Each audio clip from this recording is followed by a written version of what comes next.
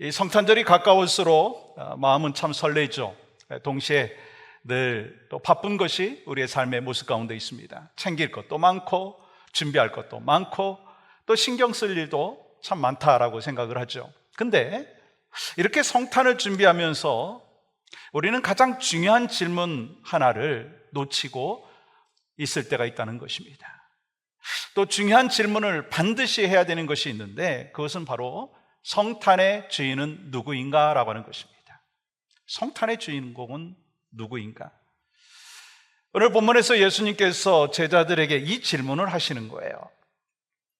예수님께서 제자들에게 2000년 전에만 이 제자들에게 하시는 것이 아니라 오늘 여러분과 저를 향하여 성탄의 주인이 누구인가 질문하고 있다는 거 여러분 아십니까? 여러분은 세계적으로 유명한 화가 가운데 가장 먼저 떠오르는 사람이 누구입니까? 저는 유명한 작품을 남긴 레오나르도 다빈치, 그가 남긴 유명한 작품 중에 하나가 뭡니까? 최후의 만찬 아닌가요? 화면에 보시는 대로 저 최후의 만찬은요, 다빈치가 43살 때 루도비코 공작의 요청을 받아가지고 무려 3년 동안이나 그리면서 완성한 작품입니다. 이 단순한 주문 작품이 아니라 이 다빈치의 그 신앙과 인생관을 담아낸 인생에서 아주 중요한 작품 중에 하나라고 이야기할 수가 있을 것입니다. 그런데 이 그림에 관한 유명한 일화 하나가 있습니다. 이 작품을 완성한 후에 이 다빈치가 친구를 초대를 해서 이 작품을 보여주면서 이렇게 물은 거예요. 이 그림 어때? 그랬더니 이 친구가 한참을 저 그림을 보더니 뭐라고 얘기하느냐면, 저 예수님 손에 들린 저 잔 말이야, 너무 인상적이야, 너무 감동적이야. 그 말을 듣는 순간 다빈치는 말없이 붓을 들고 예수님의 손에 들린 잔을 지워버렸다고 합니다. 놀란 친구가 이렇게 물었습니다. 아니, 왜 저렇게 감동적인 그 그림에 그 예수님 손에 든 잔을 지워버린 거야? 다빈치는 그림의 중심이 가려졌다는 것을 깨달았기 때문인 것이죠. 사람들의 시선이 예수님이 아니라 잔에 머물고 있었기 때문인 것입니다. 여러분, 이 이야기가 사실이든 실화이든, 똑같은 말이죠, 일화이든 우리에게 주는 메시지가 있습니다. 그림의 중심은 예수님이어야 한다라고 하는 것입니다. 마찬가지예요. 예수님보다 형식이 더 중요해질 때, 예수님보다 봉사가 먼저 드러나게 될 때, 신앙의 잔이 신앙의 주인을 가릴 때가 있다라고 하는 것 여러분 아십니까? 저는 이 이야기를 묵상하면서 제 자신에게 이렇게 질문해 봤습니다. 나는 지금 무엇을 바라보고 있는가? 나는 예수님을 바라보고 있는가? 아니면 예수님을 가리고 있는 잔을 바라보고 있는가? 나의 삶의 주인은 예수 그리스도이신가? 여러분, 다빈치가 남긴 이 메시지는요, 이 성탄의 본질을 정확하게 짚어주고 있습니다. 이 성탄의 가장 중요한 분은 누구이십니까? 제가 질문하면 대답을 하실 줄도 아셔야죠. 성탄의 가장 중요한 분은 누구십니까? 예수 그리스도예요. 예수님보다 중요한 것은 없다라고 하는 것입니다. 근데 문제는 무엇입니까? 우리는 매년 성탄을 맞이하면서도 어느 순간부터 성탄의 중심에서 예수님이 아주 조용히 조금씩 밀려나고 있다는 사실을 아십니까? 우리의 시선이 예수님이 아니라 트리에 있고 선물에 있고 모임에 있고 행사에 있고 분위기에 휩쓸리는 모습이 있지 않느냐라고 하는 것입니다. 그래서 질문해 봅니다. 예수님보다 더 중요해진 것이 무엇입니까? 이 성탄의 주인공보다 더 크게 보이는 잔은 무엇입니까? 예전에는요, 성탄의 선물, 산타, 트리, 이런 것을 얘기했습니다. 근데 요즘은요, 예수님보다 더 중요한 존재가 있어요. 성탄을 지나면서도 예수님보다 더 중요한 존재가 있습니다. 바로 나 자신이라는 거예요. 내가 이번 성탄에 얼마나 즐겁게 보낼 것인가? 내가 이 성탄에 어떤 선물을 받을 것인가? 이 성탄에 얼마나 만족할 것인가? 어느새 성탄의 주인이 예수님도 아니고 산타도 아니고 바로 내 자신이 되어버렸다라고 하는 거 여러분 아십니까? 그래서 성탄의 질문 자체가 바뀌어버렸습니다. 어떻게 하나님 앞에 기쁨과 영광을 올려드릴 것인가? 어떻게 하나님 앞에 온전하게 예배할 것인가가 아니라 내가 어떻게 즐거워질까? 내가 어떻게 기쁘게 될까? 이 질문이 성탄을 지배하고 있다는 것입니다. 심지어 예수 믿는 사람들조차도 예수님 모시고 산다라고 하면서도 주인이 바로 자기 자신이 되어버린 이 성탄절을 보내는 그러한 모습이 있지 않냐라고 하는 것입니다. 그래서 오늘 우리는요, 이 본문 앞에서 사실 너무 평범해 보이지만 자주 잊어버리는, 너무 분명해서 반드시 붙잡아야 될 진리를 다시 붙잡기를 원합니다. 이 성탄의 참된 주인은요, 바로 예수 그리스도이라고 하는 거예요. 성탄의 참된 주인은 누구십니까? 다시 한번 질문합니다. 성탄의 참된 주인은 누구십니까? 예수 그리스도. 근데 왜 사람들은, 믿지 않는 사람들뿐만 아니라 예수님 믿는다라고 하는 사람들조차도 예수님을 위한 성탄을 어떻게 보낼까가 아니라 내가 어떻게 즐겁게 지낼 것인가, 거기에 마음을 빼앗겨서 살아가고 있다라고 하는 것입니다. 그 이유가 뭔지 아세요? 아주 분명합니다. 예수님께서 어떤 분이신가라고 하는 것을 제대로 알지 못하고 있다는 것입니다. 우리는 예수님을 잘 안다고 생각했죠. 교회 오래 다녔어요. 뭐 성탄에 대한 설교 여러분 얼마나 많이 들으셨습니까? 예수님께서 이 땅에 오셨고 예수님이 십자가 지시고 또 예수님께서 부활하셨다라고 하는 그 놀라운 그 소식 너무나 잘 알고 있고 너무나 익숙합니다. 그런데 어쩌면 우리는 예수님에 대한 익숙함에만 머물러 있지 아니하냐라고 하는 것입니다. 그래서 오늘 본문에서 예수님께서는 제자들에게 매우 중요한 질문을 합니다. 사람들이 나를 누구라 여기느냐? 그리고 이어서 더 중요한 질문을 하죠. 너희는 나를 누구라 하느냐? 여러분, 이 질문에 대한 대답이 오늘 성탄의 이 결정이다라고 이야기할 수가 있을 것입니다. 그렇다면 이제 한 걸음 더 나아가서 살펴보기를 원합니다. 이 제자들과 그 예수님은 아주 가까이 지냈죠. 뭐 같이 먹고 같이 자고 같이 길을 걸었습니다. 이 기적을 얼마나 많이 보았어요? 예수님 옆에서 말씀을 많이 들었습니다. 그럼에도 불구하고 그들 역시 처음부터 예수님을 정확히 안 것은 아니었다는 거예요. 어떤 때는요, 능력 있는 선생님으로만 생각을 했고 또 어떤 때는 문제를 해결해 주시는 분으로만 생각을 했습니다. 때로는 자기 기대와 맞지 아니하면 누가 더 크냐 키재기를 한 거 여러분 아시죠? 근데 솔직히 우리들도 많이 닮아 있지 않습니까? 교회 오래 다녔고 예배도 너무 익숙합니다. 근데 예수님이 누구십니까? 라고 하는 질문을 하면은요, 마음이 흔들릴 때가 있다는 거예요. 힘들 때는 주님을 찾지만 평안할 때는 마치 자기가 주인인 듯이 살아가는 모습이 있지 않습니까? 기도할 때는 주님을 부르짖지만 또 결정되는 모든 그 상황 속에서 자기 마음대로 하는 모습이 있지 않냐라고 하는 것입니다. 말로는 주님을 고백하지만 삶의 주인이 여전히 나일 때가 있지 않습니까? 그래서 예수님께서 오늘 우리에게 질문하고 있는 것입니다. 그러면 너희는 나를 누구라고 하느냐? 여러분, 성탄절에 우리는 이 질문을 다시 붙잡아야 합니다. 오늘 우리가 예수님이 누구신지를 바르게 알게 된다면요, 이 성탄의 참된 주인이신 예수님을 찬양하게 되고 경배하게 되고 또 예수님이 바로 참된 성탄의 주인공인 것을, 주인이신 것을 다시 깨닫게 된다고 하는 것입니다. 그래서 이제 가장 중요한 질문 해보기를 원하는데, 여러분, 성탄의 참된 주인은 누구라고 했죠? 예수 그리스도. 그러면 예수님은 과연 어떤 분이시냐라고 하는 것입니다. 그 첫 번째는요, 예수님은 단지 위대한 스승이 아니시다라는 거예요. 여러분, 예수님이 누구신지에 대하여 바르게 이해한다라고 하는 거는요, 믿음의 첫걸음입니다. 그렇다면 이 성탄의 주인이신 예수님을 제대로 알기 위해서 필요한 것이 무엇일까요? 그건요, 예수님에 대하여 오해하는 거예요. 우리는 교회 오래 다니고 말씀도 많이 들었죠. 근데 오히려 오래 믿을수록 예수님에 대해서 잘못 이해하고 있는 부분이 있다라고 하는 것입니다. 그래서 오늘 본문에서 예수님은 제자들에게 이렇게 질문하시죠. 이 본문 13절과 14절 말씀 가운데 핵심 포인트 이렇게 질문합니다. 사람들이 인자를 누구라 하느냐?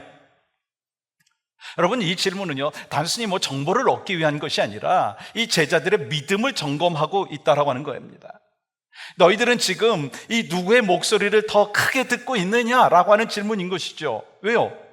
우리는요 이 생각보다 이 사람들의 목소리에 쉽게 영향을 받는다라고 하는 사실 아십니까? 우리는 이렇게 말을 합니다. 나는 분명히 신앙이 있다. 나는 확고한 믿음이 있다. 근데 현실에서는요 세상이 예수님을 어떻게 말하는지에 대하여서 귀담아 들으면서 우리의 마음이 때로 흔들릴 때가 있다는 거예요. 여러분, 이것을 보여주는 유명한 실험이 있습니다. 식탁 위에 사과 하나를 올려놓았습니다. 여러분, 사과가 보이십니까? 좀 장단을 맞춰주시기 위해서 사과가 보이십니까? 사과가 있는데 첫 번째 사람이 배네, 또 두 번째 사람이 배네, 세 번째 사람이 배네, 네 번째 사람이 와, 배 맛있겠다. 그러면 자기가 사과인 것을 알면서도 뭐냐라고 질문하면 배라고 대답한다라고 하는 거예요.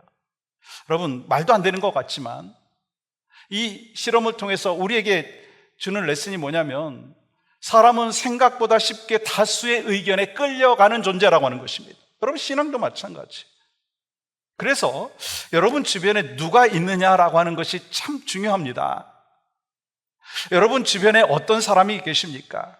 그리고 중요한 것은요, 여러분은 주변에 있는 사람에게 어떤 영향력을 끼치고 있느냐라고 하는 것입니다. 여러분, 감기는요 혼자 잘 옮기지 않습니다. 가까이 가면 옮기게 되어 있어요. 신앙도 마찬가지예요. 누가 가까이 있느냐에 따라서 여러분 믿음은요 쉽게 식기도 하고요 다시 또한 살아나기도 한다는 사실 아십니까? 여러분, 그 당시에 사람들은요 예수님을 인생의 조언을 해주는 훌륭한 그 멘토 정도로만 본다는 것입니다. 여러분, 이 생각을 대표적으로 보여주는 인물이 바로 누구냐면 마하트마 간디예요. 이 간디는요 예수님의 가르침을 깊이 존경을 했습니다. 특별히 산상수훈을 좋아했고요 예수님 말씀대로 살려고 노력했던 사람입니다. 근데 그는요 예수님께서 구원자다라고 하는 것을 받아들이지 않았다고 하는 거예요. 그는 이런 말을 남겼는데요, 한번 보십시오. 나는 아직 예수님의 말씀대로 온전히 살 수 없기 때문에 크리스찬이라고 말할 수 없다. 여러분, 겉으로 보면 정말 겸손해 보입니다. 정말 멋진 말로 들릴 수 있습니다. 그러나 이 말 속에서는요 아주 중요한 오해가 숨어 있는 거 아십니까? 간디에게 중요한 것은요 예수님의 가르침이지 예수님의 구원자 되심이 아니었다라고 하는 것입니다. 예수님이 구원자가 아니라 위대한 스승 정도로만 생각했다라고 하는 것입니다. 근데 성경은요 분명히 말씀을 하시죠. 로마서 3장 20절 말씀 보십시오. 그러므로 율법의 행위로 그의 앞에 의롭다 하심을 얻을 육체가 없나니 율법으로는 죄를 깨달음이니라. 예수님의 가르침은 잘 지켜서 구원받으라고 하는 것이 아니라고 하는 것입니다. 오히려 그 말씀을 통해서 우리가 얼마나 연약한 존재다라고 하는 것을 깨닫게 하기 위함이라고 하는 것을 말씀하는 것입니다. 여러분, 간디는요 그러니까 예수님의 가르침을 따르려고 했지만 예수님을 영접하지 않았다는 것입니다. 여러분, 여기서 기독교의 본질이 분명하게 드러나는데요, 기독교는요 예수님의 가르침이 중심이 아니에요. 기독교는요 예수님 자신이 중심이라고 하는 거예요. 여러분, 모든 종교는요 이 창시자가 남긴 가르침을 따르지만 기독교는요 창시자 그분이 바로 구원자다라고 하는 거예요. 그래서 우리는요 무엇을 배우기 위해서 신앙생활을 하는 것이 아니라 예수님을 믿기 위해서 이 자리에 있는 것이고 그 믿음으로 사는 것입니다. 그러니까 기독교의 핵심은요, 이렇게 살아라라고 하는 그 교훈이 아니라 내가 너를 구원한다 라고 하는 자체가 복음인 거예요. 그러니까 가르침은요, 길을 가르치지만 예수님은 길이 되셨어요. 아멘이신가요? 진리를 설명하신 것이 아니라 예수님 자체가 진리이십니다. 생명을 약속한 것에서 끝나는 것이 아니라 예수님은 생명으로 이 땅에 오신 줄 믿습니다. 그래서 성경은 뭐라고 말합니까? 요한일서 5장 12절 말씀 같이 읽겠습니다. 시작.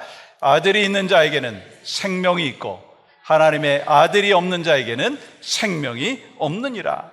이 여러분, 성탄의 핵심이 바로 이거예요. 예수님을 영접한 자에게는 생명이 있다. 아들이 있는 자에게는 생명이 있다. 아들이 없는 자에게는 생명이 없다는 거예요. 여러분, 신앙의 연수가 생명을 줍니까? 아니라는 거예요. 교회의 전통이 성탄의 분위기가 생명을 줍니까? 아닙니다. 오직 예수 그리스도만이 우리의 생명 되시는 줄 믿습니다.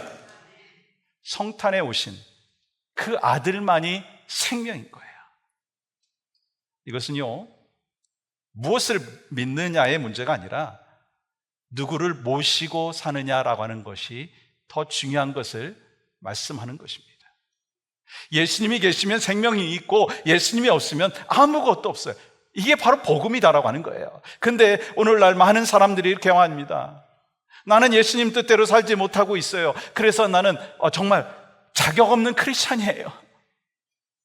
내가 정말 구원받았는지 안 받았는지 내가 확신이 없어요. 여러분, 이런 사람은 여전히 예수님을 위대한 스승으로만 생각하고 있다라고 하는 것입니다. 여러분, 기억하십시오. 예수님은 위대한 스승이 아니라 죄로 죽은 우리를 구원하기 위하여 이 땅에 오신 구원자이신 줄 믿습니다. 우리가 예수님의 말씀을 다 지켜서 구원받았습니까? 아니라는 거예요. 예수님께서 나의 죄를 십자가에서 대속하시고 또한 내가 예수 그리스도를 영접하였기 때문에 여러분과 저는 구원받은 줄 믿습니다. 그래서 예수님께서는 가르침을 주신 분이기 전에 가르침대로 살지 못하는 우리를 구원하러 오신 구주, 우리가 가르친 대로 살지 못한다 한다 할지라도 우리를 구원하기 위하여 오신 구주, 그분이 바로 예수 그리스도이신 줄 믿습니다. 그 고백이 바로 우리가 성탄을 맞이하는 여러분과 저의 신앙의 고백이 될 수 있기를 간절히 소망합니다. 두 번째는요, 예수님은 단지 위대한 선지자가 아니십니다. 이 성탄의 주인이신 예수님은 어떤 인물입니까? 많은 분들이요, 예수님을 위대한 선지자 정도로 이해합니다. 근데 성경은 분명히 말씀하고 있는데 요한복음 14장 9절 말씀 보십시오. 나를 본 자는 아버지를 보았거늘 어찌하여 아버지를 보이라 하느냐. 여러분, 이 말씀은 선지자라면요 절대로 할 수 없는 선언입니다. 만약에 선지자라면 이렇게 이야기를 했을 거예요. 하나님을 보라, 하나님께로 가라, 하나님 말씀을 들어라. 근데 예수님은 이렇게 말씀하시죠. 나를 본 자는 아버지를 보았다. 여러분, 이 차이가 무엇인 줄 아십니까? 예수님께서는 하나님의 뜻을 전한 선지자가 아니라 하나님을 그대로 보여주신 분이라고 하는 뜻입니다. 하나님이 어떤 분인지 알고 싶다면 다른 곳 알아볼 필요가 없어요. 예수님 보면 아는 것입니다. 그러니까 예수님은 말씀만 전하신 분이 아니라 하나님 자신을 우리에게 드러내신 분이라고 하는 것입니다. 그러니까 예수님은요, 위대한 선지자 중에 한 분이 아니라 하나님을 친히 보여주신 분. 그래서 성탄은요, 하나님이 직접 우리 가운데 오신 날, 이것이 성탄의 의미고 이것이 우리가 예수님을 믿는 이유인 것입니다. 그렇다면 이 성경이 말하는 이 선지자란 무엇인가요? 하나님의 뜻을 전하는 대언자 아닙니까? 근데 오늘날 많은 사람들에게 선지자는요, 하나님께서 우리에게 허락해 주신, 그래서 하나님께로 인도하는 사람이 아니라 위기 때 꺼내 쓸 수 있는 영적 요술 램프 정도로 생각한다는 거예요. 그래서 하나님 이거 해결해 주세요. 예수님 이것 좀 바꿔주세요. 내 요구를 들어주는 존재 정도로만 생각한다는 것입니다. 그런데 예수님은요, 우리의 요구를 맞춰주시기 위해서 오신 분이 아니고요, 우리를 하나님께로 인도하기 위해서 오신 분이라고 하는 것입니다. 우리 주님이요, 이 땅에 오신 이유는요, 여러분과 저의 문제를 해결해 주시기 위해서 오신 분이 아니라 하나님을 보게 하기 위하여 오셨다라고 하는 것입니다. 근데 여러분 오해하지 마세요. 예수님께 능력이 없다는 얘기입니까? 아니에요. 예수님은 전능하십니다. 아멘이시죠? 근데 분명해야 되는 것이 있습니다. 예수님께서 이 땅에 오신 목적이 뭐냐는 거예요. 예수님께서 이 땅에 오신 것은 내가 원하는 것을 다 들어주시기 위해서가 아니라고 하는 것입니다. 근데 안타깝게도 예수님 당시에 많은 사람들이 바로 그 이유 때문에 예수님을 따랐어요. 예수님을 단순히 능력의 선지자 정도로 보았다라고 하는 것입니다. 그래서 요한복음 6장에 보시면 아주 의미심장한 장면이 나오죠. 오병이어 사건 직후에 있었던 일입니다. 15절 말씀 볼까요? 이렇게 기록합니다. 같이 한번 읽어볼까요? 시작. 그러므로 예수께서 그들이 와서 자기를 억지로 붙들어 임금으로 삼으려는 줄 아시고 다시 혼자 산으로 떠나가시니라. 놀랍지 않습니까? 사람들은 예수님을 따라요. 왜요? 기적 보았어요. 배부르게 먹었어요. 막 열광합니다. 심지어 예수님 어떻게 하려고 하죠? 왕으로 막 세우려고 하지 않습니까? 근데 예수님께서 어떻게 하셨어요? 조용히 그 자리를 피하시죠. 여러분 이상하지 않나요? 아니 예수님이 왕 중에 왕이신데 왜 그 자리를 피하실까요? 요즘에 시대를 SNS 시대라고 이야기하죠. 사람들이 나를 알아주고 좋아요, 라이크를 눌러주면, 그래서 인정해주면 아마 기쁨이 있다, 그렇게 생각을 하죠. 저도 주일 설교를 1분짜리 쇼츠로 우리 김 목사님이 만드셔가지고 유튜브에 올리면 얼마나 많은 사람들이 보았는지, 얼마나 라이크를 많이 눌렀는지 관심이 있더라고요. 왜 그럴까요? 인정하는 것이 곧 행복처럼 느껴지기 때문인 것입니다. 그런데 예수님께서는요, 사람들이 자신을 왕으로 삼으려는 그 순간 조용히 물러나셨어요. 왠지 아세요? 사람들이 예수님을 잘못 이해하고 있었기 때문인 것입니다. 요한복음 6장 11절부터 14절까지의 말씀을 제가 천천히 읽어보겠습니다. 예수께서 떡을 가져 축사하신 후에 앉아있는 자들에게 나눠주시고 물고기도 그렇게 그들의 원대로 주시니라. 그들이 배부른 후에 예수께서 제자들에게 이르시되 남은 조각을 거두고 버리는 것이 없게 하라 하심으로, 이에 거두니 보리떡 5개로 먹고 남은 조각이 12바구니에 찼더라. 그 사람들이 예수께서 행하신 이 표적을 보고 말하되 이는 참으로 세상에 오실 그 선지자라 하더라. 여러분, 사람들이 예수님 뭐라고 불렀죠? 선지자라고 했어요. 왜요? 배고플 때 먹여주었고 필요할 때 채워주었고 남은 것이 12바구니가 된 것을 보면서 이렇게 생각을 했을 거예요. 아, 이분만 곁에 있으면 우리 편안하게 살겠구나. 아, 우리 인생이 피겠구나. 근데 예수님께서는요, 그 프레임 안으로 들어갔습니까? 아니에요. 왜냐하면 예수님께서는 사람들의 기대를 충족시키기 위해서 움직이시는 분이 아니라 하나님의 뜻을 이루기 위해서 오신 분이기 때문인 것입니다. 그래서 사람들은요, 예수님을 이렇게 말합니다. 14절 말씀 보세요. 이르되 더러는 세례 요한, 더러는 엘리야, 어떤 이는 예레미야냐 선지자 중에 하나라 하나이다. 특별히 왜 엘리야가 등장할까요? 엘리야가 갈멜산에서 불을 내린 그 능력의 선지자 아닙니까? 그러니까 사람들은 예수님을 우리 현실 문제를 정말 강력하게 해결해 줄 분 정도로 바라봤다고 하는 것입니다. 근데 이러한 오해는요, 옛날 사람들의 이야기만이 아니더라고요. 오늘날에도요, 세상뿐만 아니라 바로 교회 안에서도 이런 모습이 있습니다. 우리는 이렇게 기도하지 않습니까? 주님, 이 문제 해결해 주시옵소서. 내 질병 고쳐 주시옵소서. 승진하게 하여 주시옵소서. 이 모든 어려움들을 즉시 해결하여 주시옵소서. 사실 입으로는요, 예수님이 주님이십니다 라고 고백을 하면서 예수님을 단지 우리는 내 문제를 해결해 주시는 선지자 정도로만 생각한다라고 하는 것입니다. 그래서 성탄을 맞이해도요 실망합니다. 아니 전능하시다가더니 왜 내 문제는 해결해 주지 않는 거야?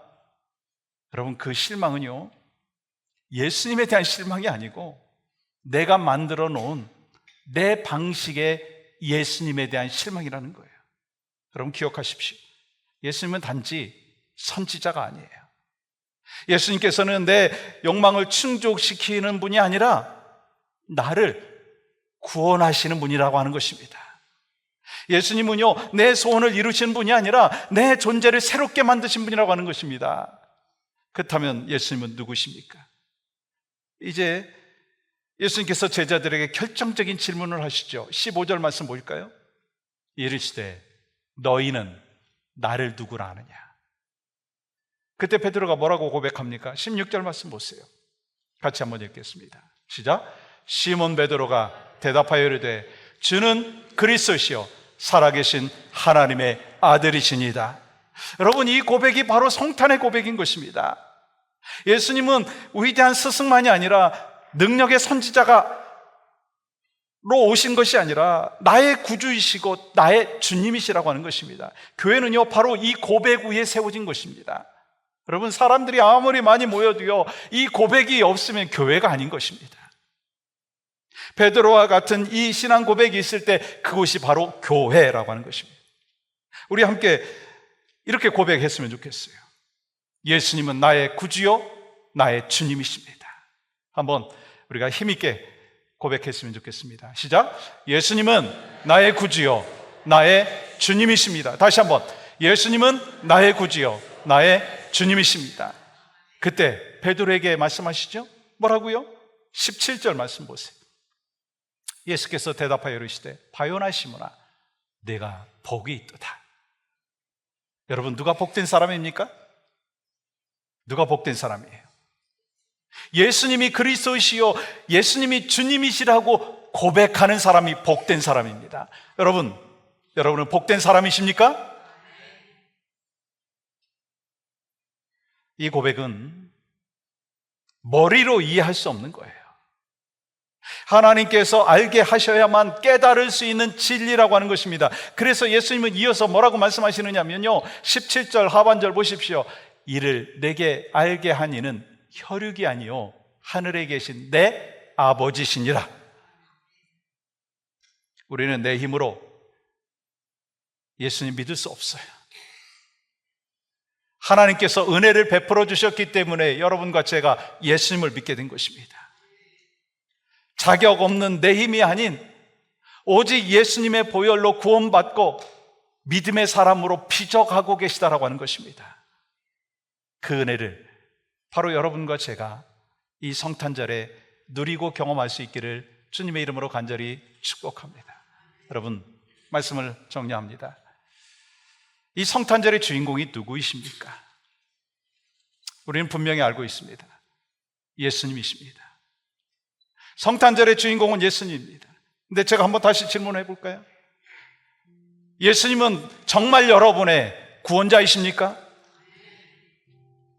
대답 안 하신 분들은 좀 확신 있게 좀 하셨으면 좋겠어요. 예수님은 정말 여러분의 구원자이십니까? 예수님은 여러분의 정말 주인이십니까? 여러분, 예수님 때문에 이 성탄절에 기쁨이 있으십니까? 그 고백에 아멘 하시고 화답하신 분들은 진정으로 나의 주님이 주인이시다라고 하는 것을 인정하는 것입니다. 그러나 아직도 내 안에 참된 기쁨을 누리고 있지 못하다면 혹시 성탄의 주인이 바로 여러분이기 때문이 아닌가요? 성탄의 주인이 바로 여러분 자신이기 때문이 아니냐라고 하는 것입니다. 2025년 성탄절에 우리 주님이 여러분과 저를 향하여 다시 질문하십니다. 성탄의 주인은 누구인가? 네, 주님, 예수 그리스도이십니다. 예수님이 나의 주인이시고 예수님이 나의 구원자이십니다. 예수님 때문에 기쁨이 있고 예수님 때문에 행복이 있습니다. 그 고백이 바로 여러분과 저의 고백이 되고 여러분의 가정의 고백이 되고 또 또 아직도 그 고백을 하지 못하는 그 지체들에게 복음을 전하고 예수 성탄의 기쁨을 전하고 그 축복을 전하는 복된 2025년 성탄절이 될 수 있기를 주님의 이름으로 간절히 축복합니다.